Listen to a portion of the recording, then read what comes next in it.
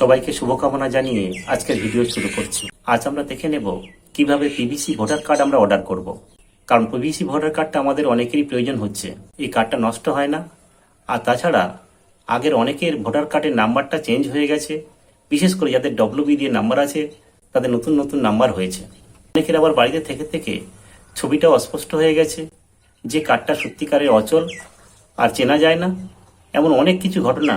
তাই আমরা কিভাবে পিভিসি ভোটার কার্ডটা অর্ডার করব তা আমরা আজকের এই ভিডিওতে পুরোপুরি দেখে নেব।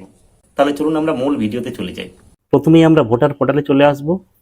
তারপর লগ ইন অপশানে এসে আমরা নিজের মোবাইল নাম্বার বসিয়ে ওটিপির মাধ্যমে আমরা লগ ইন করে নেব। আমরা এবার চলে এসেছি ভোটার পোর্টালে। ভোটার পোর্টালে এসে আমরা সামনে দেখতে পাবো BRSIR 2025। এটা আমরা ক্রস চিহ্নে কেটে দেব। আজ আমরা দেখে নেব কিভাবে পিভিসি ভোটার কার্ডটা আমরা অর্ডার করব। 2025 সালের অনেকের কিন্তু ভোটার কার্ডের নাম্বারটা চেঞ্জ হয়ে গেছে। বিশেষ করে যাদের ডব্লিউবি দিয়ে নাম্বার শুরু ছিল সেই নাম্বারগুলো কিন্তু অনেকের চেঞ্জ হয়ে গেছে, এবার নতুন নাম্বার হয়েছে। আমাদের পুরনো ভোটার নাম্বার পাল্টে নতুন ভোটার নাম্বার কি হয়েছে সেটা আমরা 2025-এর সংশোধনীতে নিজেরা দেখে নিতে পারবো। আমরা চলে আসব এই 8 নাম্বার ফর্মে। এই 8 নাম্বার ফর্ম থেকে কিন্তু আমরা কারেকশনে যেমন করতে পারবো, আবার নতুন পিভিসি ভোটার কার্ডের জন্য আবেদন করতে পারবো। তাহলে চলুন আমরা কিভাবে আবেদন করব নতুন ভোটার কার্ডটা একবার দেখে নিই। আমরা ফর্ম নাম্বার 8-এ ক্লিক করব।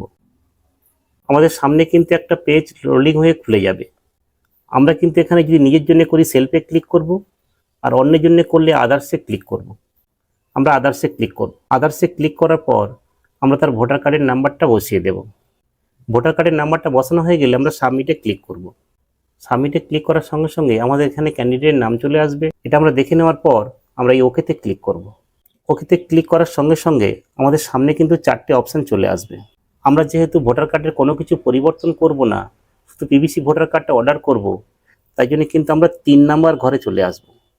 এই 3 নাম্বার ঘরে issue of replacement epic without correction এই কথাটা লেখা আছে। এখানে আমরা ক্লিক করে এগিয়ে যাব।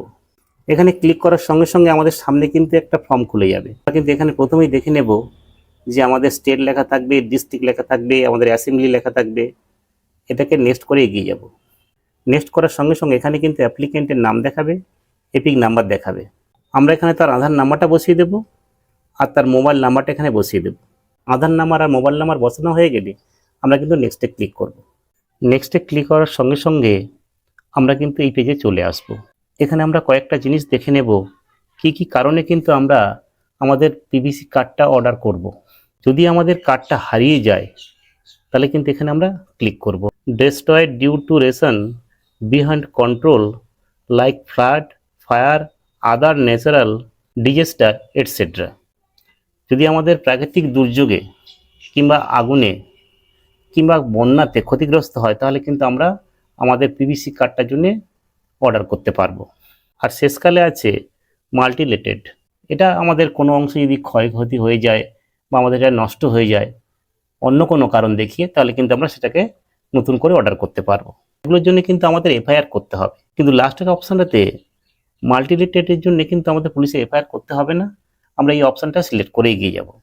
এই অপশানটা সিলেক্ট করার পর আমরা কিন্তু নেক্সট করব। নেক্সট করার সঙ্গে সঙ্গে আমাদের সামনে কিন্তু ডিক্লারেশনের পেজ চলে আসবে, যেখানে আমরা প্লেসটা লিখে দেবো। প্লেসটা লেখা হয়ে গেলে আমরা কিন্তু নেক্সটে ক্লিক করব। নেক্সটে ক্লিক করা হয়ে গেলে আমরা কিন্তু এখানে দেখে দেখে এই ক্যাপচাটা এখানে বসিয়ে দেব। ক্যাপচা বসানো হয়ে গেলে আমরা প্রিভিউ অ্যান্ড সাবমিটে ক্লিক করব। প্রিভিউ অ্যান্ড সাবমিটে ক্লিক করার পর আমাদের সামনে কিন্তু ফর্মটা চলে আসবে। আমরা ঠিকঠাক আমাদের আধার কার্ড আর মোবাইল নাম্বারটা বসিয়েছি কিনা, তারপরে যে ফর্মটা আমরা মাল্টিমিডিয়েট করেছি সেটা ঠিক আছে কিনা সেটা দেখে নিয়ে কিন্তু আমরা ফাইনাল সাবমিট করব। 10-15 দিন অপেক্ষা করার পর আমরা পোস্ট অফিসে খোঁজ নেব, আর না হলে আমরা ট্র্যাক অ্যাপ্লিকেশান স্ট্যাটাসে ক্লিক করে আমাদের কার্ডটা কী অবস্থায় আছে সেটা কিন্তু দেখতে পারবো। যদি আমাদের কার্ডটা না আসে তাহলে কিন্তু আমরা এই রেজিস্টার কমপ্লেন করে আমরা কিন্তু কমিশনকে জানাতে পারি। তারা কিন্তু আমাদের যথাযথ ব্যবস্থা নেবে এবং দ্রুত আমাদের কার্ডটা আমাদের হাতে পৌঁছে দেবে। তাহলে আমরা দেখে নিলাম কিভাবে পিভিসি ভোটার কার্ডটা আমরা অর্ডার করব। আর পিভিসি ভোটার কার্ড না আসলে তাহলে আমরা কিভাবে তার সমাধান করব। এরকম নিত্য নতুন ভিডিও পেতে আমার চ্যানেলটাকে সাবস্ক্রাইব করে রাখুন। তাহলে দেখা হবে আরেকটা নতুন ভিডিওতে। ভালো থাকবেন, সুস্থ থাকবেন।